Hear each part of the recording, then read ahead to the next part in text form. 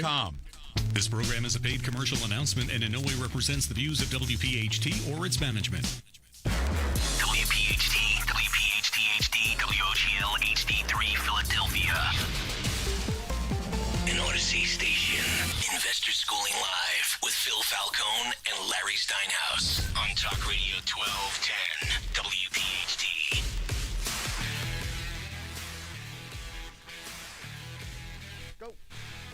Good afternoon and welcome to Investor Schooling Live.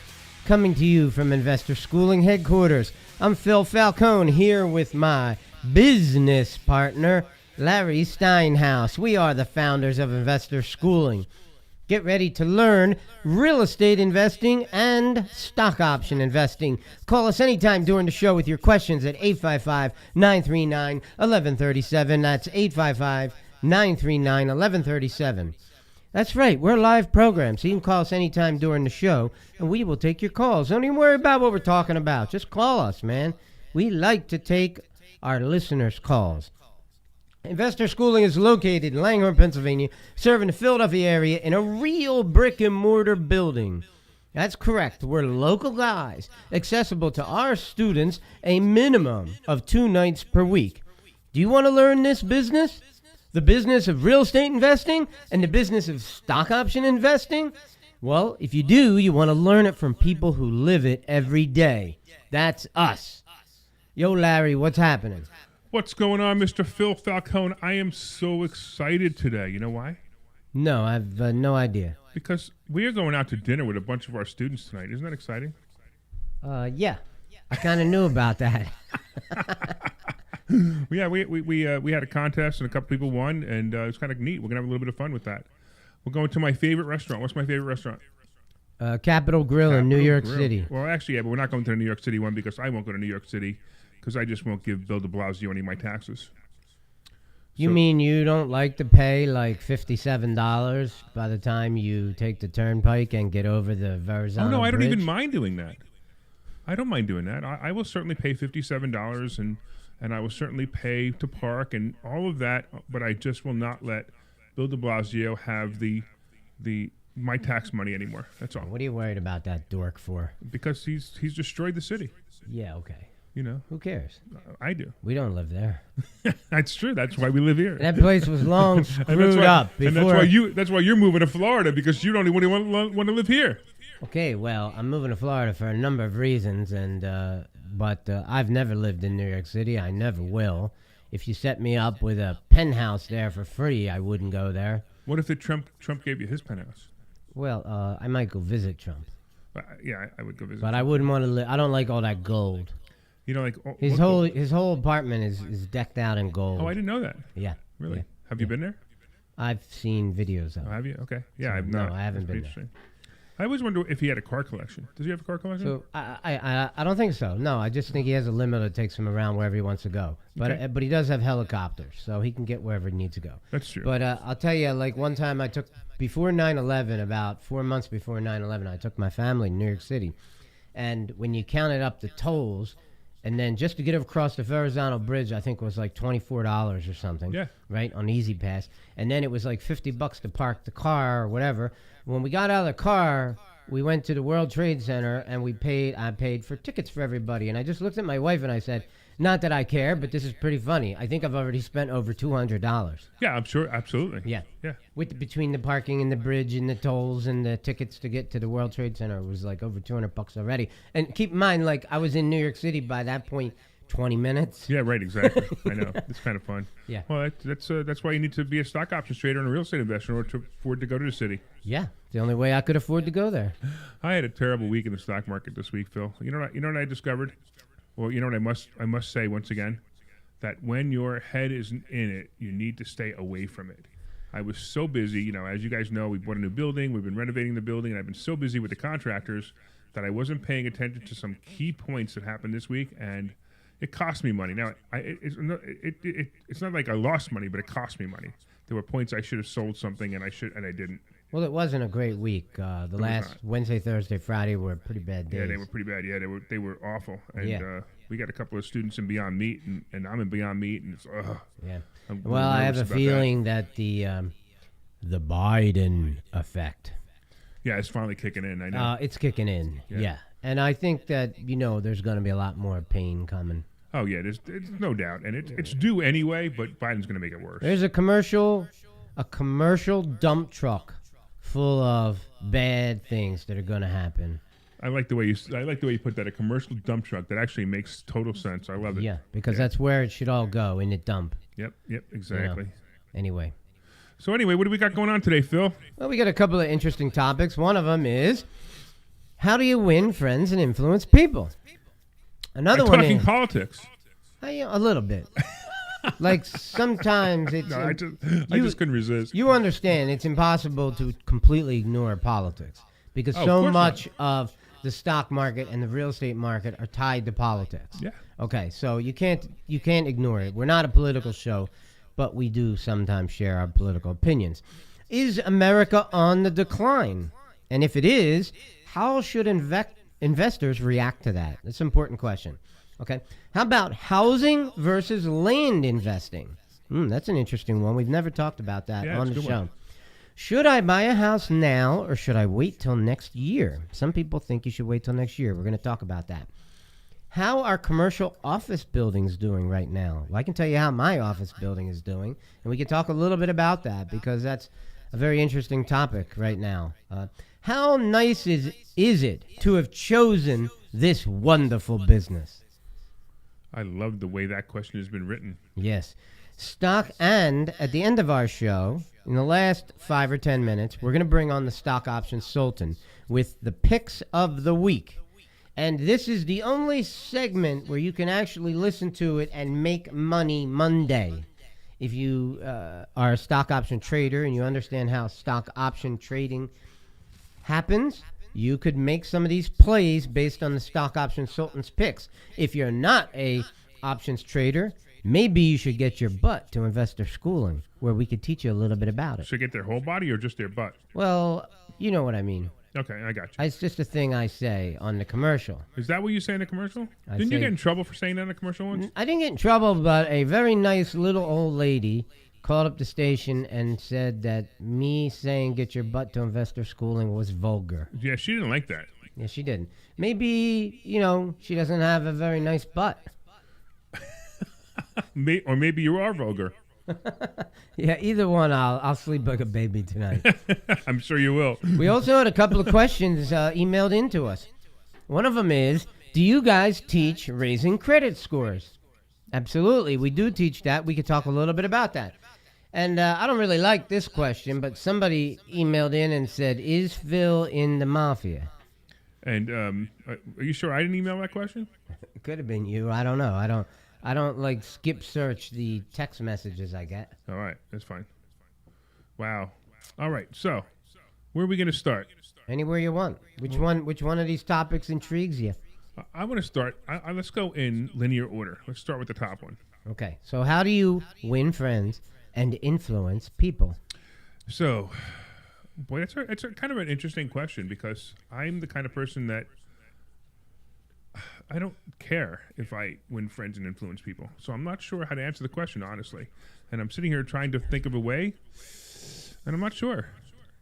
Well, I'm sure you've read the book. You know what? Believe it or not, I have not. You have not read the book? I have not read the book. I've read books on how to interact with people more, but not that one. Not that specific one. Well, you should probably open up an Audible account on your iPhone, and you can download audiobooks when you're in the car. Well, I had an Audible account, and I didn't like the way they billed me every month because I liked it better when you could go one at a time and you could listen to them one at a time, and you could just buy the ones you want. Mm-hmm. Now they make you have a subscription to it, and you have to buy the books anyway, which I couldn't understand that. So I don't know. The whole thing got weird with me. Okay. Well, I got to admit that I've been listening to the audio book of How to Win Friends and Influence People. Well, tell me about it. For the most part, I was not enamored by the topics. So you don't want to influence people? A lot of it was about being nice and really pretending to care about what the people were saying. And I mean, I'm going to care about what people are saying sometimes, and sometimes I'm not going to care. And so I don't know that I can just turn off part of my brain and turn on another part of my brain and be that way. So I don't know that I love the book, is what I'm saying. I'm reading. But there are people who want to influence people and make friends and influence people. I don't necessarily want to make friends and influence people, but I do like friends and I do like people. Well, I'll tell you about a book I am listening to on Audible that I like a lot, and it's called The Close, 7-Level Selling. And That's pretty cool. And this is written by the recently deceased Stefan Aarnio. Okay. Who's written a number of very good books that I've read. He says that psychologists developed a 7-level system of gaining someone's trust and faith and support.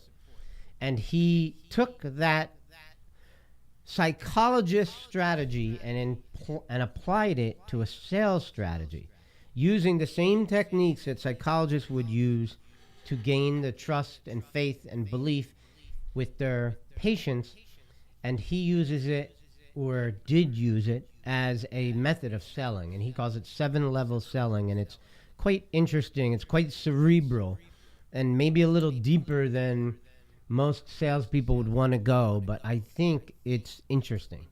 Well, that's pretty cool. It's funny. I get offended when people call me a salesperson, which is kind of weird. I mean, I know I have to be, and you are all day long, but at the same time, I'm just somebody trying to help people. Yeah, no matter what I'm doing, I'm trying to help somebody. But life is sales, isn't it? I agree. Every time you meet somebody, you're trying to. I gave my investor schooling business card to a guy today at a fast food Dunkin' Donuts window. Really? Well, he looked at my car. He commented on my car. He said, "How much does it cost to wrap a vehicle?" And I'm thinking about wrapping mine, and I gave him my card, and I said, "Give me a call, and I'll talk to you about it." And obviously, I want him to call me so I can invite him to the school. So, are we ever going to actually get to real estate and stock options? Well, we've already covered how to win friends and influence people. You're not influencing me at the moment, and you're not winning my friendship at the moment, because I want to talk about real estate and stock options. Okay? Well, I already have your friendship, and influencing you it would be easier to bang my head against a brick wall. I don't agree with you. I'm going to tell you that you already influenced me. You are an amazing guy, and I really respect what you have done in the real estate market. It's pretty impressive. Actually, I respect what you've done in options trading too. You're kicking my ass.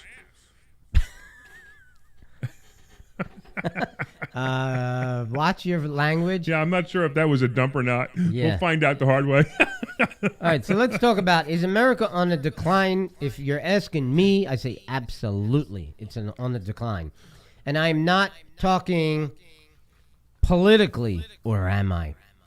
And I'm very concerned about the future of this country right now. And in my opinion, what am I going to be investing in? I'm going to be investing in low-income housing, affordable housing. So tell me about that, because I know you're really into these mobile home parks, and I find that fascinating. Well, not just mobile home parks, but affordable housing. So mobile home parks are probably the cheapest thing that you can live in the United States anywhere. And probably in every state, mobile home parks are the cheapest, but I think apartment buildings also fit this mold. I think maybe possibly tiny homes, container homes, homes you can buy from Amazon and have them delivered to a piece of ground that you own. It's funny that Amazon definitely took over what Sears used to be. Yeah, it's interesting. Funny. It's interesting. Some of the homes that they got on there are like $35,000. Yeah, and you can buy a home and have it delivered to you. I think that's pretty cool. And you build it like a kit. You follow the instructions. Right. It's like building your kid a bicycle on Christmas morning. Exactly. You build a house for one of your tenants. So I want to be in a business that I know won't fail, no matter how bad things get in America. And that's it. That's my whole philosophy, is if things get really bad and economically this country's in big, big trouble, I'll still be able to fill every one of my rentals because they're going to be the cheapest things. You won't have anything cheaper to go to than what I'm offering. Therefore, I should be packed to the gills and everything rented, and people are never going to leave because they can't go anywhere else that's cheaper. I also believe that low-income housing can never fail because there's always low-income people. So it's not like when the economy gets better, your low-income housing goes away. It stays there forever. Well, if a lot of these policies are bad for the middle class is going to become the lower class. Yeah, it's true. And you're going to be flooded and inundated with people who need what product I'm selling. Well, yeah. So you have kind of like a doom and gloom theory on that. For now. Yeah. For now, it can change. I don't disagree. It's kind of like the way I rent. I rent to people who are the same. The person who goes to work every day, probably never going to buy a house, but has decent credit, like 650, 680 credit score. They never want to buy a house, but they're going to live there for a long time. Those are my favorite kind of tenants. Well, I'll tell you something. I've toured a lot of mobile home parks, and if you're there in the morning, if you happen to have an early morning meeting at a mobile home park, you will see right away your tenants going off to work. And you know what they're wearing? McDonald's uniforms. Yeah, right. They're fast food people. They work at Dunkin' Donuts. They work at fast food restaurants. They work at Walmart. These are hardworking people, and they work. But be careful because, pretty soon they're going to be getting $15 an hour and they'll be able to move. Well, and then robots will have to live in my mobile home parks. I always find that fascinating, too, the $15 an hour thing. People don't get it. All it does is raise prices. It doesn't give them $15 an hour. It hurts the people it's designed to protect. So does everything that the Democrats do, but that's a whole other issue. Yeah, and we can certainly get there over and over again. Okay, so what's your opinion on housing versus land investing? All right, so real quick, I'm going to answer that, but let everybody know that you can call in at 855-939-1137, 855-939-1137. Today we're transmitting onto Facebook and YouTube and Twitch and LinkedIn. So if you guys are there and you guys have never seen the show before, we're on a whole bunch of different transmissions today, and you can call in live right now at 855-939-1137 with your questions, and you can attend a free class this Thursday at investorschooling.com. So land versus housing. I don't like land at all. And I'll tell you why. I like to spend my money and get money right away. So in other words, if I buy an apartment or I buy a house or I buy a townhouse for $100,000, for example. I wish I could find a townhouse for $100,000. But if I find a townhouse for $100,000, I put somebody in there, and in a month, maybe two, if I have to renovate it, I start getting $1,000 a month, and I start getting return on my money. The other thing I don't like about land is I hear story after story, and I'll be honest with you, because I don't buy land, I can't actually tell you if it's true or not. I just hear stories where people buy land, they hold on to it for 10 or 20 years, and they end up selling it for exactly what they paid for it. Well, I've never liked land, never, as an investment. But I like it because mobile home parks tend to come with a lot of land. For example... Right, and that's different, though. Right, that's different. Okay, so I have a park under contract that I intend to buy soon in the Tampa area, and it has 10 acres of property, but only 2 of the front acres near the road are allowed to have 10 mobile homes on it. So I would buy the park based on just the 10 mobile homes right now. I would buy it.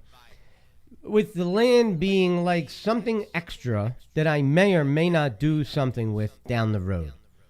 But it is 10 acres, and if I could clear the lots, clear all the ground, and get a real look at what it looks like, maybe there's something else I can do with it. Maybe they would allow me to put more houses there. Maybe it could become farmland, agricultural land that could be farmed by somebody else, which would be something that I could make money off of by letting a farmer actually cultivate the land and pay me rent for using it. I don't know.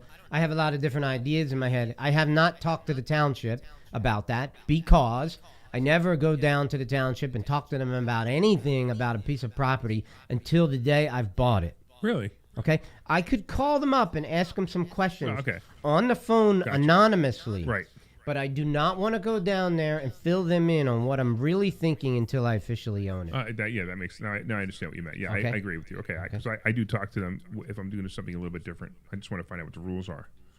Yeah, but what happens? What I'm afraid of happening is I go down there and I say, "Hey guys, I'm Phil Falcone. Let me tell you what I'm planning to do." Right. And all of a sudden, somehow, I'm kicked out at a deal, and somebody else is executing my plan. Oh, that's true too. But I'm also looking at it as the township doesn't like you because when you walk in there, there are people who have an opinion of you. And He there sounds are, like a mafioso shyster. look, when I was trying to build a executive suite center, my second executive suite center, I went down to the township to talk to them about what I was doing, and one of the guys said to me, "I wish I had thought of that." Really? And then he started asking me a lot of questions about how I was going to do it. And ever since then, I just don't go down to townships Really? and fill them in on what I'm doing Huh. until That's rough. after I own it. That's rough. Yeah, well, it's just me. Like, Loose lips sink ships. yeah, exactly. World I War agree. II strategies. I keep my mouth shut. Okay? I like it. All right. Hal, Yeah, you want to well- move to the next question? Yeah, and also, by the way, you can call in at 855-939-1137, 855-939-1137. I think our producer John is out there, and he'll say hi to you if you call him and say hi. Yeah, so give him a call. Yeah. He's a lonely guy, too. He needs a phone call. Yeah, he needs somebody to say hi to him. He had a rough time getting to work today, apparently. So one thing I would just say about the housing versus land is obviously I only would buy houses. However, I feel that with all these people moving to Florida, at 1,000 people a day moving to Florida, it's estimated. Florida's population tends to be freer than most places in the United States, with the exception of maybe Texas. People are loving Florida, and it's absolutely beautiful in every direction you go in. It's pure beauty everywhere you go. Something that you just have to experience. I don't care what direction you take your car and go for a ride, where you're going to go, it's going to be lovely, right? But the fact that all these people are moving there, that I see an amazing amount of growth in Florida and possibly in Texas. I'm not an expert on Texas, but if I own a bunch of land in Florida, maybe in 10 years, this will be the first time in my life where I'll actually make money off of owning land. So it's interesting because you're calling out all the free states, the people who have freedoms again. And I agree with you. I think people are fleeing all these other states and they're going to the free states. It's just where I want to be. Yeah, I know. I agree. Between just the weather, you take the weather and you take the freedom. It's fantastic. Yeah, And- hopefully it's going to be able to stay free. Yeah, Because yeah. they're flooding illegal aliens into these some of these states with Sure. the sole intention of changing the color of the state. Yeah, I understand. Yes. Okay, let's move on. And I want to make sure you make color from red to blue because I don't want you to anybody to call you a racist. Well, as a Republican, I'm probably a racist in most people's minds anyway. Of course, Yeah. Racist. But anyway. because you believe all lives matter. Yeah, I know. I'm such a bad guy. I only believe real estate lives matter. Real estate lives? Yeah, anybody who lives in real estate, who owns real estate, who has real estate, or sleeps in real estate, or stands on real estate, those are the only people in my life that matter. Good thing that we're both armed because there could be, some BLM people who'll be charging on investor schooling headquarters right now. Yeah, I know, really. Little do they know we have a tunnel underneath our building. Yeah, you ever notice that they played a disclaimer at the beginning that this aren't necessarily the views of WPHT? Yeah, why would they do that? Well, when you think about that, it's every single person on there says the same thing. All right, let's keep going. So should I buy a house now or should I wait till next year? Now, I have heard some people saying that they think that the buys are going to be better next year. Right now, the market is just super crazy hot.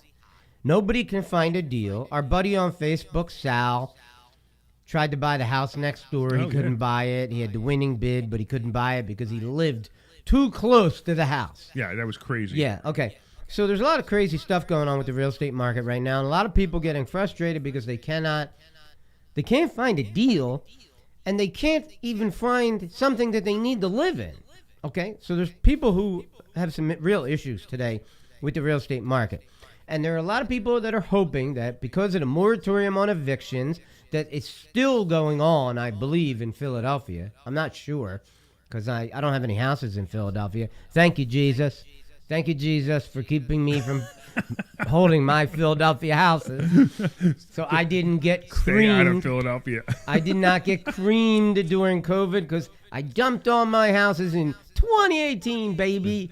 Yes, foresight is a wonderful Yes, thing yes. if you can have it. So, also, I used to own an apartment building in Trenton, as you know, and I sold that in 2018. Yeah, but that wouldn't have been as bad. I think it would have been worse. Do you really? Oh yeah. Really? Oh, Yeah. Okay. Come on, Trenton, New Jersey. This is like, assistance program heaven. Well, that's fine, but so assistant program is great because they were paying through COVID. Okay. If you had people on Section 8, they were paying. If you had people paying, any kind of program, I really they were paying. didn't participate in Section 8 ever, except for when I bought a building and it came with the Section 8 people. So a while back, I was doing Section 8. I had no problem with it whatsoever. And this is really great stuff. There's a great topic for us to get on. I had no problem with Section 8 people. In fact, I liked them a lot, especially the ones who are paying partial.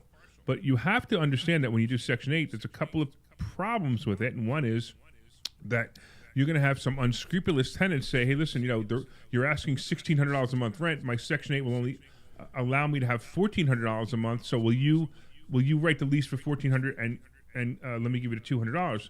Don't ever do that, because as soon as you do that, you are in a really tough spot now. Now you can't evict the person if they don't pay the $200. So let me explain something. The reason that I never participated in the Section 8 program, other than when I bought buildings that came with tenants in it, is because I hate governments. I hate the feds. I hate the state. I hate condo associations. I hate city organizations. I hate anyone who wants to limit my freedom. Understood. I hate them all. Sure. And I just would not go out of my way for 1 second to participate in a government program, even if it benefited me financially. Okay, I understand that. I haven't done Section 8 in a very long time. So, Okay. And the way I rent, I don't do Section 8 also because I ask people when they come to show up to rent an apartment from me, they show up and I tell them on the phone, if you want the apartment, it's a $500 deposit. And at that point, I will hold the apartment for you. I don't even run the credit until they give me a $500 deposit because I have no interest in running the credit. I don't even understand why you do that. I would just say, give me 3 months rent right now.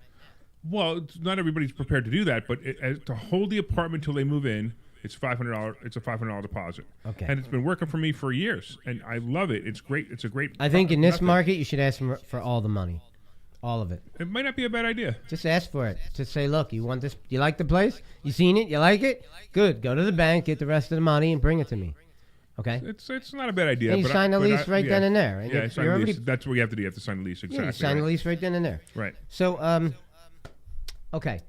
So one other thing about Section 8 I would just comment on. The reason, I got nothing against the people who are in the program, okay? I got nothing against that.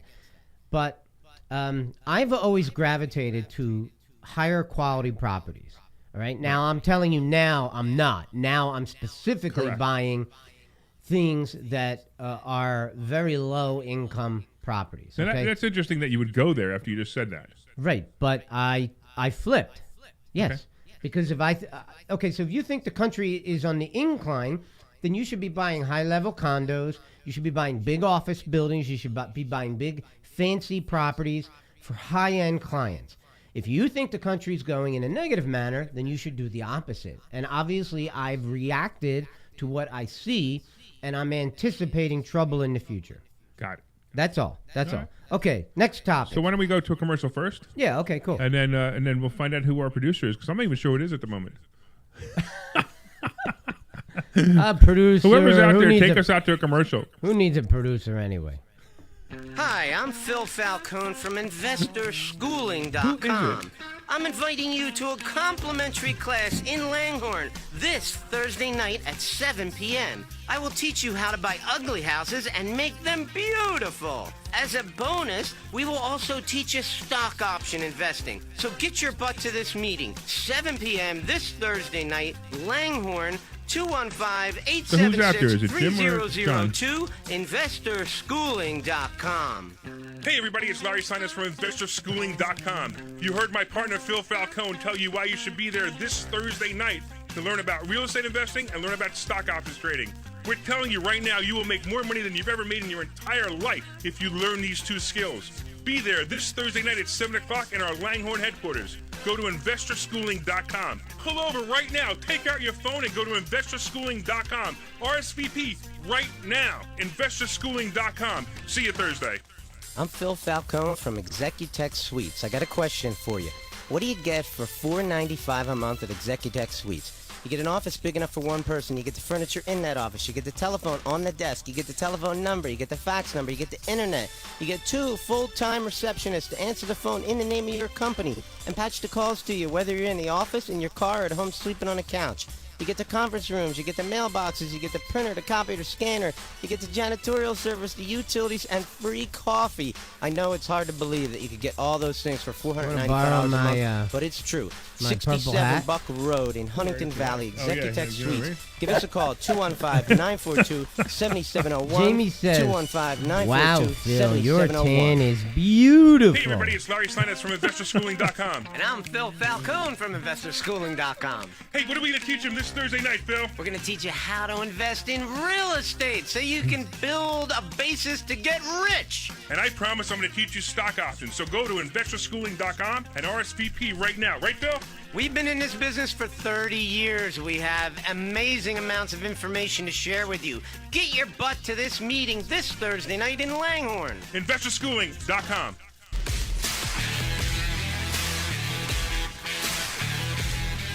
All right.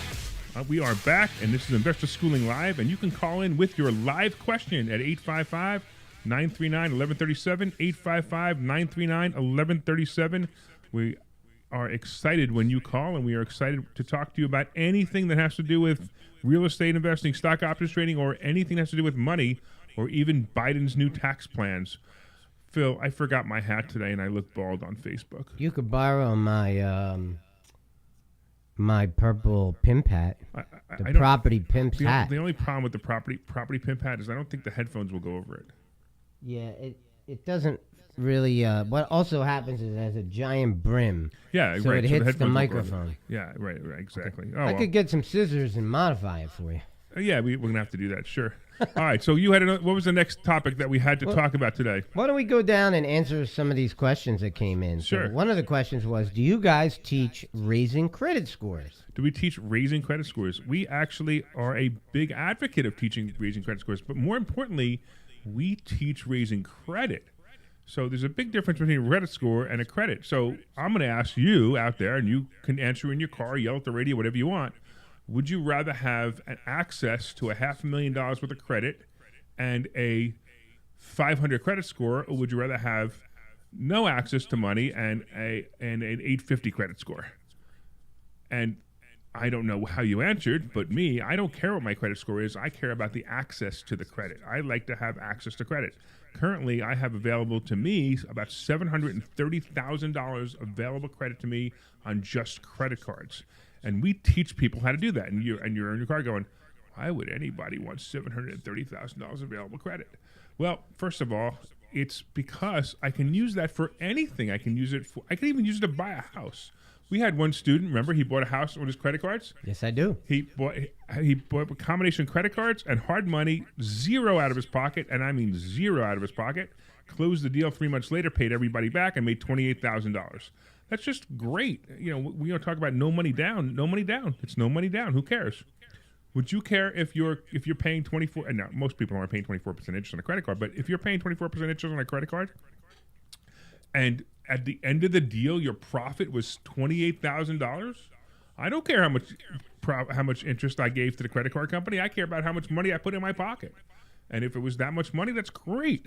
Having money on your hip that you can call on, regardless of whether it's a credit card or a home equity line of credit or a private money loan or a hard money loan, having these individuals that can lend you, if the deal of a lifetime comes around, like the one that you just gave me a big check for, imagine if I couldn't buy that. I would have lost $130,000. Yeah, absolutely. Right? But because I could buy it, I was able to go home with a big giant bag of money. Now, I'll tell you another thing too. What's coming if the Biden administration does destroy the economy, and we're assuming it is, we're assuming the worst. But if it does, the people who have money or credit available to them are the people who are going to be able to take care of this, take advantage of the economy coming, and that is where you need to make sure you have it. Plus, when every once in a while you can have a credit card company who, during bad times, will take away your credit. So let's say you have a $20,000 card, and they all of a sudden now it's only a $3,000 card. But if you have all these other cards, who cares? Let them do it. I don't care. It happened to me in COVID. I had 2 cards that dropped me down to 25% of my original credit limit, and they just dropped it because they were scared. Yeah, they did that to me a couple of years ago. I didn't have as many credit cards as I have now. Now I have I'm in the range of like 450,000 in credit cards. Yeah. Right? It's a contest. And I'm using not really to me, but I'm using very little of it. I think I owe like 20 grand right now or That's something. Great. But, back then when I got over 30%, I'd get a couple of letters saying, hey, we've lowered your credit limit from 30 grand down to 2 grand. Yeah, which is terrible. Right. So you're moving, and they mess up your credit score when they do that. It's Right. really, I'd rather them call me up and say, listen, we're not going to lower your credit. We're just not going to let you use it anymore. Well, so at that time, when I then opened the school with you and you started talking about credit cards, it made perfect sense to apply. Yep. So get an extra 100,000 in available credit, even if you have no intention of using it. Yep. Get 200,000 of available credit. Now it's much more difficult for you to cross over that 30% mark. That's right. That at least Credit Karma looks at closely. Well, everybody does look at closely. Okay. And here's interesting, too. My goal is to get $1 million available credit in credit cards. That's my goal. And when you think about that, that means that I could have $330,000 out there in loans and credit card loans and still be below, right at the 33%, whatever, and it'll be fine. But there are times where I need to borrow a lot of money because something happens, like I need to fix a place up or I need to buy a place or something, and my credit score drops to 620, and then a month later my credit score is 800 again.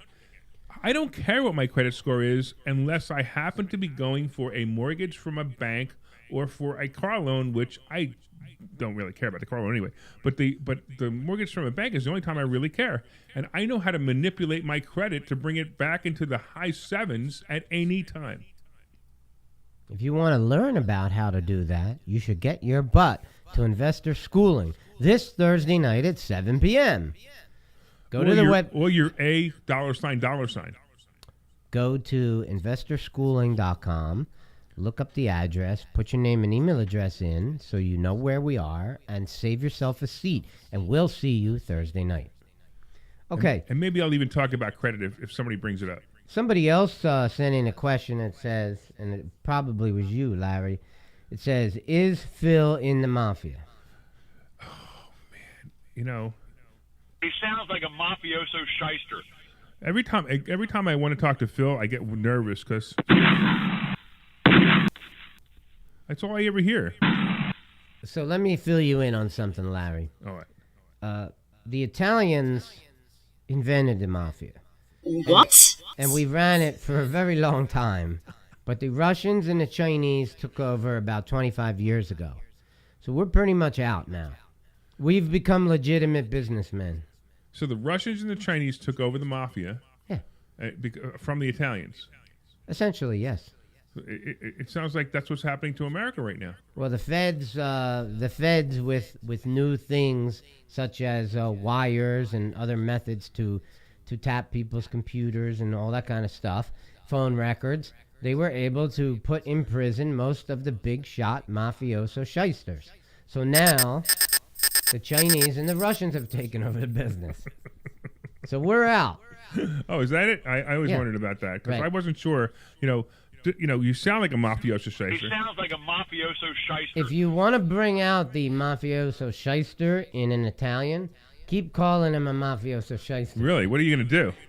You'll find out the hard way. Okay, let's go to the next topic. How are commercial... I want to know how many people we just insulted that were mafioso shysters. We've only insulted BLM, Chinese, and the Russians. We didn't insult the Italian Americans? Oh, those two, I forgot. All right, that's fine. But they're not really in the mafia anymore. Well, so. whenever you're ready, we'll go to the Jews. Okay, well, we might be able to make fun of them before the end of the show. Okay. So how are commercial office buildings doing now? How are commercial office buildings doing now? Well, you would probably be the better one to ask, but I think it's going to be a great play to buy commercial stuff right now. Well, I'll tell you, we're doing pretty good. We're doing pretty well, thanks to my wife and her ability to rent office space. So my wife really runs the office building. I bought it. I ran it for a couple of years. I handed it off to her and my daughter run the whole facility. And I think we're doing fairly well. And the reason we're doing fairly well is probably because of one reason, that we're a affordable office building. We're not a big high rise down in Philadelphia charging major bucks, right? We're a suburban facility. We don't have a lot of competition around us. We do a beautiful job of taking care of our people. We have a gorgeous facility, and we keep our prices cheap. So I think as long as we use that strategy, we're going to be fine. So it almost sounds like you're moving into residential the way you moved into office buildings, where you're doing the cheap stuff. Well, my office building was always very affordable. But I think that the people who are getting hurt today are the big shots, the Regis, the WeWork guys. So why do you think? I mean, you own a building that's similar model. Why do you think that is? It's not a similar model. So first of all, Regis and WeWork do not own the buildings. They rent the buildings, and then they re-rent them. All right, so their profit margin is much smaller. Where we're okay, so let's just say that Regis and WeWork own a building, okay, and even if they charge a lot more rent than us, they never build equity in their building. That's true. Right? Right. Okay. Where my building is going to be worth over $2 million by the time I'm done paying it off. And that's going to be an amazing asset for me to have. I think it's going to be worth more than $2 million. Well, I mean, I'm trying to be conservative, and I'm saying that I think it's going to be worth about $2.5 million. Well, that's fine. Either way, whatever it is, it's great. But when I think about that, I don't know. I didn't realize, first of all, I didn't realize that WeWork and Regis were renting the building and then re-renting the building. That doesn't even make any sense. They do not. Regis owns, they say that they own or operate 1,800 facilities worldwide. They don't own a single building. Wow, that's dumb. WeWork does the exact same model. Really? Yep. Now WeWork, that could explain why they're in trouble. Of course. Well, WeWork was valued at one point at $60 billion. Now it's finished. Right. It's over. Correct. Yeah. They were the largest renter of commercial space in New York City, and now they're done. They're toast. Yeah. The guy who started the company, he got like a $1.8 billion payoff or something, and he's gone. And I don't know if they're trying to bring the company back, I suppose, but I could care less. They're not really a competitor of mine. I'm a suburban office building owner. Yeah, you're very different too. Even your prices are different. Yeah, we do everything. So why don't you do a plug for Executech so everybody knows how to rent an office there? Right. So suppose you're looking for a cheap office for, say, let's just say you got one person or two people. We rent space for $4.95 a month for a one-person office, for $5.95 a month for a two-person office. You could rent an office space in my facility for $5.95 a month. And guess what you get? You get the furniture any way you like it, okay? You get 2 full-time receptionists to answer the phone in the name of your company. ABC Painting Company, how can I help you? Would you like to talk to John Smith? Let me patch the call to you. You could be at home sleeping on your couch, and we'll patch the calls to you, and it sounds like you're in your office, okay? Now, you have another service, though, too, that I really like. You have the phone answering service. Right. Well, that's what I'm talking about right now. But it's a separate phone answering service. But you don't have to be in my building to use the phone answering service. But for all of our tenants, that's included in your rent. So we will answer the phones for you and patch the calls to you. Understand, if you're a new business and you're just learning how to build up your company, whatever business that is. In this example, let's say you're a painting company, right? When I call your company, someone's going to answer the phone every single time.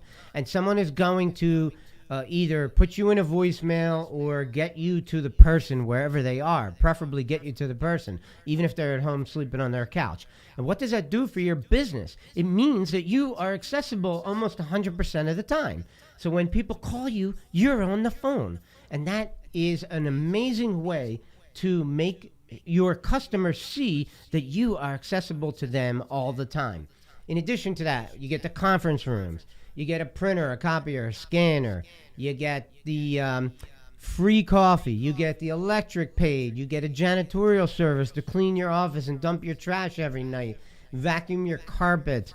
It's a full service for $5.95 a month, $4.95 a month, all the way up to a couple thousand if you had 15 employees and you needed a much bigger office. Executech Suites, 67 Buck Road, Huntington Valley, PA. Come by and see my wife, Terry, or you can see my daughter, Jackie, and tell them Phil sent you.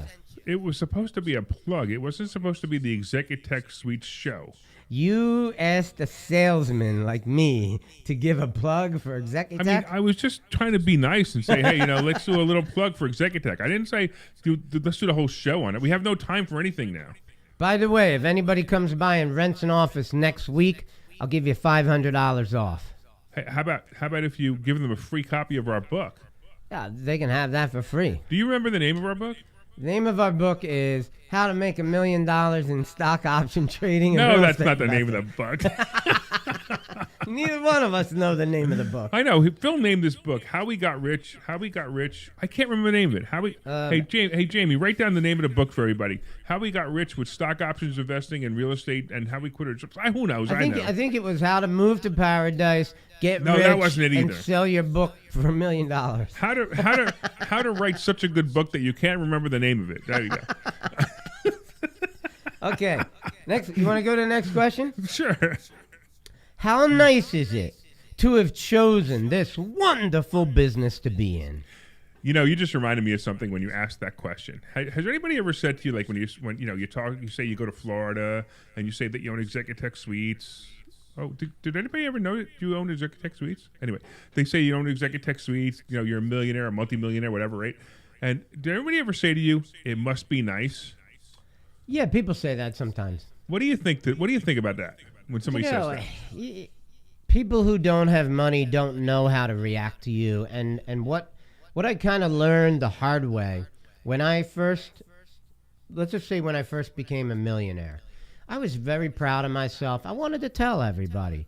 I wanted to tell everybody that I knew about it, and I made it public knowledge that because I was just proud. I don't think I was bragging, although I might have been bragging. I wasn't as smooth 15, 20 years ago as I am now. But I noticed real quickly that people didn't appreciate it. Either they were jealous or they were rooting against me to fail. I don't really know what it is. I just noticed that going around talking about my success did not bring joy to the people I was speaking to. So you didn't make friends and influence people with that, huh? I don't believe I did. So I actually, it's funny because all of a sudden people are saying this. I've seen a post on Facebook, and I whenever somebody says that to me, I've been saying the same thing for years. They say, it must be nice. I go, it actually really is. And I don't understand why anyone would answer any different, because it is nice. It's really nice to know that you can have anything you want, buy anything you want, do whatever you want, have a radio show, have a school that you teach people how to get rich. I love it. I mean, I'm living the life of my dreams. Well, our students absolutely love us, that's for sure, because almost every one of them is making money. Yeah, and as a matter of fact, if you look, we have 139 five-star Google reviews. Yeah, 139 five-star Google reviews, and we have 140 reviews. I'll let you go find the bad review, and I want you to find it because it's hysterical, actually. It's a pretty powerful statement. Absolutely. So, I don't know. I guess I don't. I talk about my success when I'm talking to you, and because I know that you're the kind of person who would only want me to succeed even more, as I want that for you. And I get excited when you make $127,500 on a wholesale deal. I get excited when you made $192,000 in one day in stock options. Oh, it's the Mutual Admiration Society again. I love it, Phil. Yeah, well, but those are amazing things. Oh, absolutely. And I give you plenty of credit for helping me. Like when SBA loans were available, you were the first one to start applying for them and then sharing that knowledge with the school. And I was able to obtain a couple $100,000 out of SBA money, which I then used and more than doubled it already. Oh, absolutely. So, it's great. so what a wonderful thing. And the method for which I doubled it was using your system of buying stock options. So I thank you, and I thank you again. But you didn't. But be careful, because you're not supposed to use the SBA loan for buying stock options. It's supposed to be for business. Oh, really? It was actually for your wholesaling business, and you made money. You made 127. You made the money using the money on the wholesaling business, and then you used that in stock options. I just want everybody to know that. If there's anyone out there, we kind of jumped over, and I don't want anybody out there thinking that that you did something you shouldn't have done. If there's anybody out there from the SBA, you can call us at 855-939-1137. 855-939-1137. You can call us right now too at 855-939-1137. So here we go. It's time for your favorite part of the show. Oh, I've been waiting for this. Here we go. Stock options Thursday.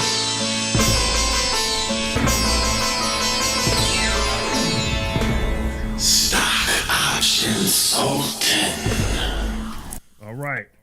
I am not liking what I'm seeing in the stock market. I really did not like this week.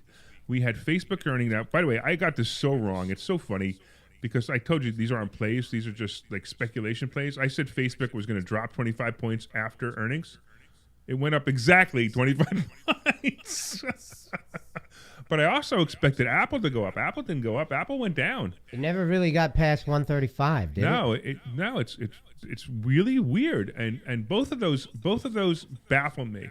Facebook is sitting there, and it just keeps. It's not going to go anywhere. It's going to come down. Matter of fact, if you remember on Friday, I sent a text message to the students that said Facebook puts into the dead zone. Yeah. Because it's going to happen. Facebook is stalling. Apple is stalling. Everything is stalling, and that means that the money managers are getting nervous. They believe that something is coming. So it's always a self-fulfilled prophecy in the stock market anyway. So something is coming. Maybe we'll get lucky and we'll get a couple of good earnings plays. I'm looking for Beyond Meat on, I think it's Monday or Wednesday. I can't remember. It's my only hope because I'm pretty far down in it. And hopefully it'll come back up. I think Alibaba is still a positive play because it's going to bounce off of Amazon's great results. But it's dangerous right now. It's a dangerous place to be. I would tiptoe in, and I would start to see a little bit what's going to happen this quarter because this quarter is going to be a little rough. I believe Facebook is going to go to 280 before it hits 350, and I think it's going to hit 350. But I believe it's going to go 280 first. I'm really looking for Apple to maybe hit to the 1 teens.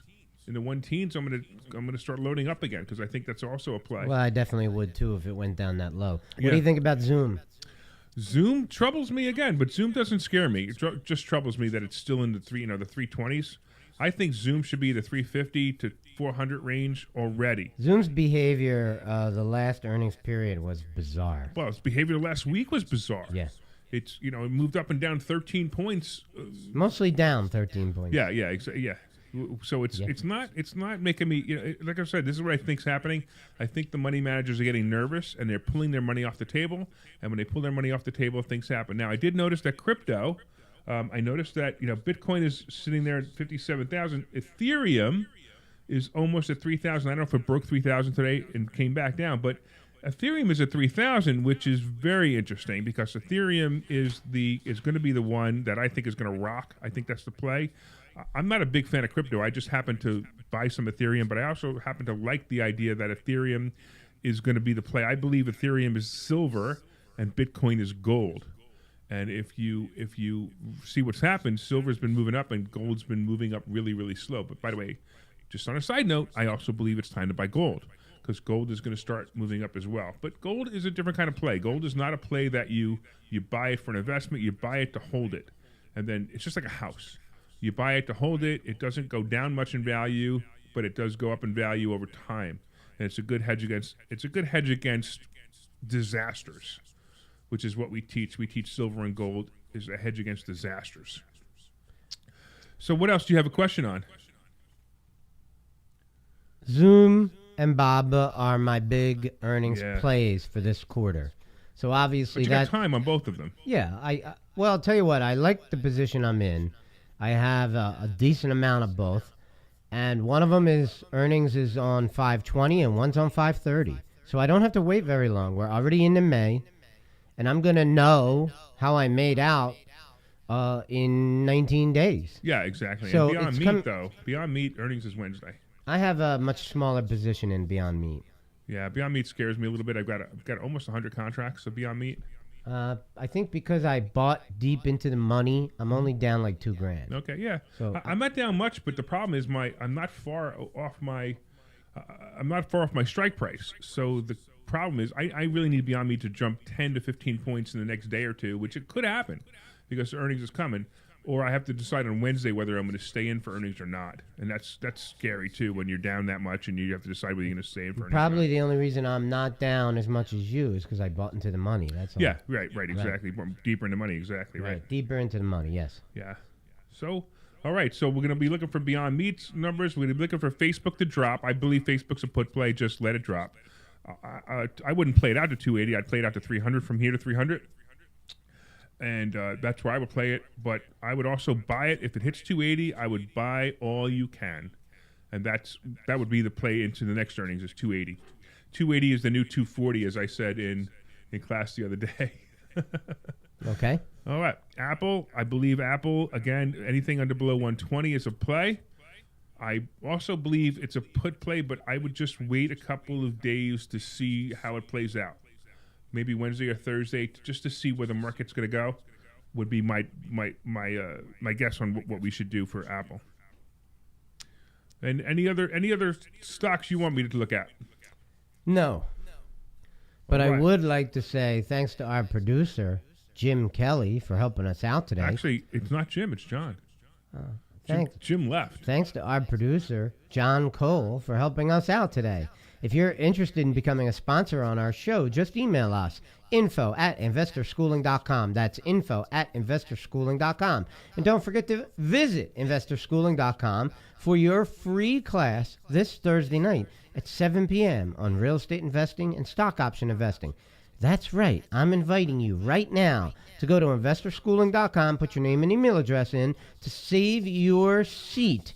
And if you behave yourself on Thursday night, we might invite you to another complimentary class. So the first one's free. The first one's free, And the second one's complimentary. and only if they behave themselves. And it's only it's because it's complimentary to the free one. And it's also a completely different kind of class than the first one. We have a very unique teaching style here that you have to just see it to understand it. Yes. Words cannot describe it. That's true. It's very entertaining, though. I will have to tell you, it's very entertaining. Yes. We find ourselves hilarious. Yeah. What Phil and I try to do is we try to make each other laugh, and then we see if everybody else will laugh along with us. That's what we try to do in this show too. I hope you laughed today. Did anybody laugh today? I thought we had a pretty good show today. I thought it was too. I thought it was actually informative. We actually had some good stuff to talk about, including. Okay. I wish politics. I could see the clock so I'd know when we're going out. We're going out in another 15 seconds, so say something to everybody in 15 seconds. Hi, Mom. Hi, Dad. Get your butt to investorschooling.com Thursday night at 7 p.m. You are invited. Yes, you are. Even if we insulted your racial group, you're still invited. Welcome, everybody. Investorschooling.com. See you then. This program is a paid commercial